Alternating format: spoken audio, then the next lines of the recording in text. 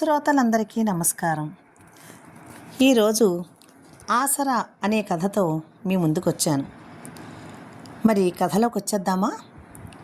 ఆసరా కథ రచన పఠనం విజయలక్ష్మి. 100 సంవత్సరాల పుట్టినరోజు వేడుక అత్యంత ఘనంగా జరుపుకుంటున్నారు రామయ్య గారు.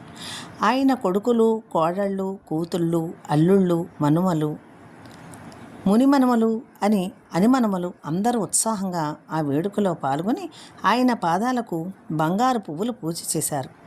100 ఏళ్ల వయసులోనూ తెల్లని పంచె లాల్చి వేసుకుని మెడ నిండా రకరకాల పూదండలతో, తెల్లని జుట్టుతో, తెల్లని గుబురు మీసాలతో, ముక్కు మీద నుంచి కళ్ళజోడుతో మిలమిల మెరిసిపోతున్నారు రామయ్య గారు. అసలే తెల్లని ముల్లుపువ్వు రంగు ఛాయ, సూదిగా కొటేరేసిన ముక్కు. ఆయన్ను చూస్తే చాలు ఆయన పట్ల గౌరవం కలిగేలా ఉంటారు. ఇప్పటికీ ఆయన నడిచేటప్పుడు చెయ్యి పట్టుకోనివ్వరు. ఏవో చిన్న నొప్పులు, బాధలు ఉన్నా ఆయన వాటిని అధిగమించారు. ఆయనకి ఈనాటికి బీపీ లేదు, షుగర్ లేదు. అన్ని రకాల ఆహారాలు తింటారు. అదే ఆయన స్పెషాలిటీ. ఆయనకు మాట్లాడమని కుటుంబ సభ్యులందరూ కోరారు. ఈ ఫంక్షన్లో చాలామందినే పిలిచారు. కాబట్టి 100వ పుట్టినరోజు జరుపుకుంటున్న సందర్భంగా ఆయనను యువతను ఉద్దేశించి మాట్లాడాలని కోరారు. ఆయన సరేనని హుందాగా స్టేజ్ ఎక్కారు. తప్పట్లు మారుమ్రోగాయి. మైకును చక్కగా సెట్ చేసుకుని మాట్లాడడం మొదలుపెట్టారు. ఈరోజు నాకు చాలా సుదినం. ఎందుకంటే ఈరోజు పేపరులో నా ఫోటో వేసి 100వ జయంతి ఉత్సవం అని గొప్పగా వేయించారు. నిజానికి ఇది 20వ వర్ధంతి అనో, 30వ వర్ధంతి అనో, కనీసం 10వ వర్ధంతి అనో పేపర్లో రావాల్సిన నేను 100 జయంత్యోత్సవ వేడుకల్ని స్వయంగా అనుభవిస్తున్నాను. ఇదిగో చూడండి, 85 ఏళ్ల నుంచి 70 ఏళ్ల వరకు వయసున్న నా కొడుకుల్ని చూడండి, మధ్య వయసుకొచ్చిన వారి బిడ్డల్ని చూడండి, యుక్త వయసుకొచ్చిన వారి బిడ్డలను చూడండి, ఇప్పుడిప్పుడే స్కూలుకు వెళుతున్న వారి బిడ్డలను చూడండి. పరిపూర్ణమైన జీవితాన్ని నేను అనుభవిస్తున్నాను. కానీ నాలో సగభాగమైన నా జీవన సహచరి నన్ను వదిలి వెళ్ళిపోయి 3 సంవత్సరాలైంది. అయినా ఇప్పటికీ నాతో ఉన్న భావనతోనే ఇలా నడుస్తున్నాను.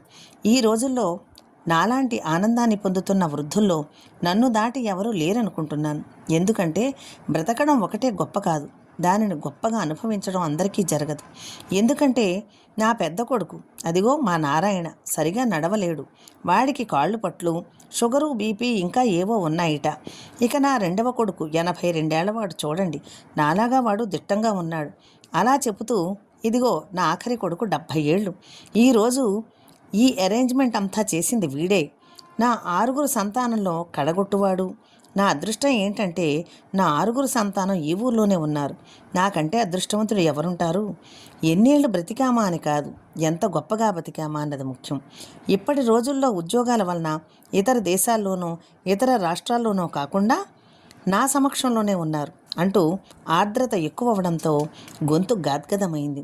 కళ్ళజోడు తీసి కళ్ళు తుడుచుకున్నారు. 2 సెకండ్లలో తేరుకొని ఆయన గతం చెప్పడానికి ఉద్యుక్తులయ్యారు.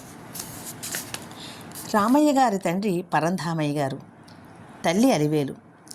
మంచి కలిగి ఉన్న కుటుంబం, పాడి పంట ఉన్నాయి. ఆయనకి ఒక్కడే సంతానం రామయ్య గారు.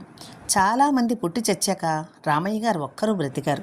అందుకే తల్లిదండ్రులు ఆయన్ను కళ్ళల్లో పెట్టి చూసుకునేవారు. పరంధామయ్య గారు వ్యవసాయం చూసుకుంటూ ఊరిలోనే ఉండేవారు. ఆయన తల్లిదండ్రులు ఆయన సమక్షంలో హాయిగా బ్రతికారు. ఒరే రామయ్య, మమ్మల్ని సాగనంపడానికి నువ్వు మా దగ్గరే ఉన్నావు. రేపొద్దున్న నీకు నీ పిల్లల ఆసరా ఉండేలా చూసుకో అనేవారు. రామయ్య గారికి 16వ ఏట రమణమ్మ అనే 10 ఏళ్ల కన్యనిచ్చి పెళ్లి చేశారు. రమణమ్మ మంచి మర్యాదైన పిల్ల. చిన్నతనంలోనే కాపురానికి వచ్చి అత్తగారి వెనుకనే తిరుగుతూ పనిపాటలు నేర్చుకొని కోడలైన కూతురి కంటే ఎక్కువగా అత్తగారిని చూసుకునేది. ఆడపిల్లలు లేని తన ఇంటికి వచ్చిన రమణమ్మను అపురూపంగా చూసుకునేది అలివేలు. 90 సంవత్సరములు పైచిలుకు బ్రతికిన రామయ్య తల్లిదండ్రులు చీకు చింత లేకుండా బ్రతికారు. రమణమ్మ రామయ్యల 6గురు కొడుకుల్ని మురిపంగా చూసుకునేవారు. రామయ్య, మాకు ఒక్కడమైనా 6 నెలలు నిలబెట్టావు, ఇక ఆడపిల్ల కూడా ఉంటే బాగుండును అనేవారు. రామయ్య, నీ బిడ్డల్ని మాత్రం ధర్మపరులుగా పెంచాలి. 6గురు కొడుకుల్లో అనేవారు. 6గురు కొడుకుల్లో 3 కొడుకులు వ్యవసాయం చూసుకుంటున్నారు, 3 కొడుకులు ఉపాధ్యాయ వృత్తి చేస్తున్నారు. 2 ఊరిలో బడిలో చేస్తుంటే ఒకడు ప్రక్క ఊరిలో చేసేవాడు. అతను రోజు నడిచి వచ్చి వెళ్ళి వచ్చేవాడు. పెద్ద మండువాలు ఉగిలి పాడి పంట దేనికి లోటు లేదు. కళ్ళెదురుగా 6 కొడుకులతో తల్లిదండ్రుల చెంతనే రామయ్య గారు ఉండేవారు. ఆ ఇల్లు ఒక నందనవనం. అప్పట్లో సాధారణంగా తల్లిదండ్రులను వదిలి దూరతీరాలకి వెళ్ళేవారు కాదు. అయితే ఉపాధ్యాయ వృత్తి, లేదంటే వ్యవసాయం, లేదా కులవృత్తులు చేసుకుంటూ స్వంత ఊరిలోనే ఎక్కువగా ఉండేవారు. అందుకే వృద్ధులైన తల్లిదండ్రులు ధైర్యంగా కాలం గడిపేవారు. అలివేలు తన 6 మనవల కోసం పిండి వంటలు చేసేది. వారిని ఎంతో గారాబంగా చూసేది. 6 పెళ్ళిళ్ళు కూడా అలివేలు చేతుల మీదుగానే జరిగాయి. పై సంబంధాలు వద్దురా రామయ్య అంటూ దగ్గర సంబంధాలే చేశారు. తోటికోడళ్ళు 6 ఒక తల్లి బిడ్డల కన్నా ప్రేమగా ఉండేవారు. అందులో ఎవరి పిల్లలెవరో తెలిసేది కాదు. ప్రజలకు అంత గొప్ప ఐకమత్యంగా ఉండేవారు. రామయ్య గారి కొడుకులకి పిల్లలు పుట్టారు. వారి పిల్లలకి పిల్లలు, వాళ్ళ పిల్లలకి పిల్లలు కూడా పుట్టారు. అయినా అది ఒక సమిష్ట కుటుంబం. అప్పట్లో 50 గదుల ఇల్లు కట్టిన చరిత్ర పరంధామయ్య గారిది. ఆయన కుటుంబమే 60 మంది సభ్యులున్నారు. ఎవరైనా ఏ పేరంటానికో భోజనానికో పిలవాలంటే భయపడేవారు. పిలిచినా అలివేలందరినీ వెళ్ళనిచ్చేది కాదు. దృష్టి తగులుతుంది అని అందులో కొంతమందిని మాత్రమే పంపేది. ఆ బిడ్డల్లో ఒక్కరు కూడా ఊరు దాటలేదు. రామయ్య గారి కొడుకులు కూతుర్లని కూడా చుట్టుపక్కల గ్రామాల్లోనే పెళ్లి చేశారు. వాళ్ళింట్లో 10 మంది మనుషులు, పాలేరులు, 4 వంటవాళ్ళు. ఒకటేమిటి, అది ఒక ధర్మ సత్రవులా ఉండేది. పరంధామయ్య 100 ఎకరాల భూమి వ్యవసాయం చేస్తూ అంచెలంచెలుగా మరొక 100 ఎకరాలని ఆయన సొంతంగా సంపాదించి కొడుకులు ఊరు దాటి బ్రతుకు తెరువుల కోసం వెతుక్కునే పని లేకుండా చేశారు. దాన ధర్మాలకి ఆ ఇల్లు పెట్టింది పేరు. పరంధామయ్య గారు ఆ ఊరికి సర్పంచ్గా కూడా పనిచేసేవారు. తెల్లవారిన వెంటనే దైవ దర్శనం చేసుకున్నట్లు కుటుంబ సభ్యులంతా రామయ్య గారిని దర్శిస్తారు. తరువాత ధ్యాన మందిరంలో ధ్యానం చేసిన తర్వాత స్నానం, పూజ, మిగతా పనులు చూసుకుంటారు. ఆ ఊరిలో రామయ్య వయసు వారు ఎవరూ లేరు.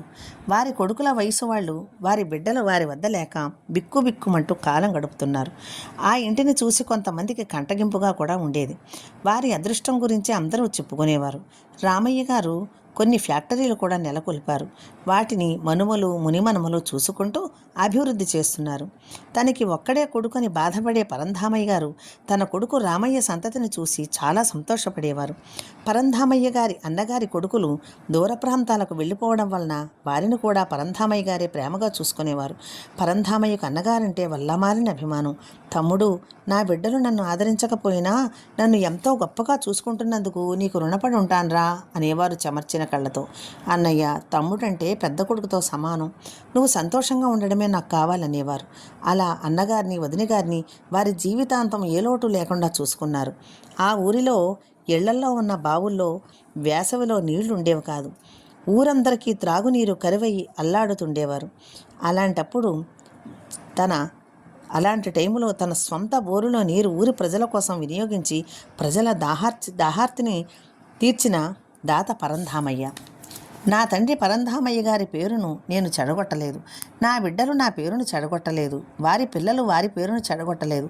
నా కుటుంబం ప్రజలకు సేవ చేస్తూ తోచినంత దానధర్మాలు చేస్తూ ఎప్పుడు సమిష్టిగా ఐకమత్యంతో ఉండాలని నా కోరిక. ఒక్క నిప్పు కణిక చాలు ఇల్లు తగలబెట్టడానికి.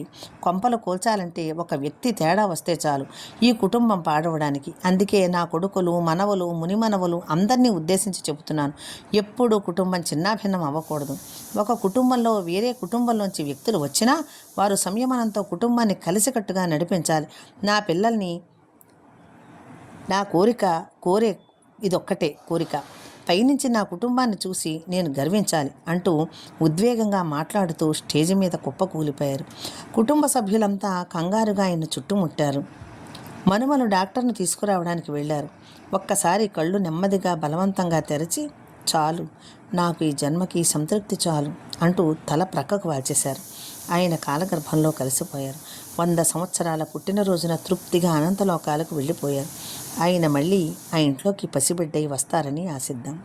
కథ సమాప్తం.